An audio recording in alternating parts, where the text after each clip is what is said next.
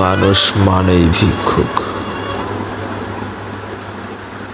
কেউ টাকার, কেউ মানসিক শক্তির, আবার কেউ দুমুঠো ভাত বা ভালোবাসার অভাবে। আমরা যখন ভিক্ষুক শব্দটা শুনি,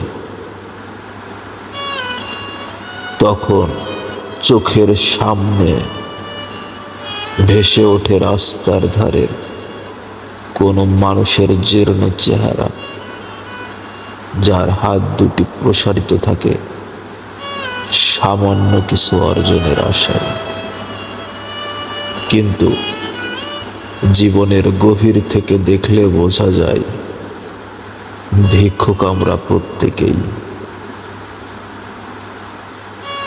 আমাদের প্রত্যেকেরই ভেতরেই কোনো না কোনো অভাবের অদৃশ্য এক থলি ঝুলছে। কারো অভাব বিশাল অট্টালিকার,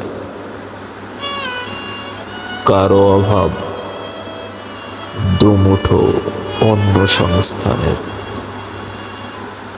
কেউ হয়তো দিনের শেষে পকেটে কোটি টাকা নিয়েও মানসিক শান্তির জন্য কাঙাল। আবার কেউ হয়তো একবেলা খেয়েও অন্যের একটুখানি মায়ার স্পর্শ পাওয়ার জন্য ক্ষুধার্ত। আসলে অভাব ছাড়া মানুষ অসম্পূর্ণ, আর এই অভাব বোধই মানুষকে প্রতিনিয়ত ছুটতে বাধ্য করে।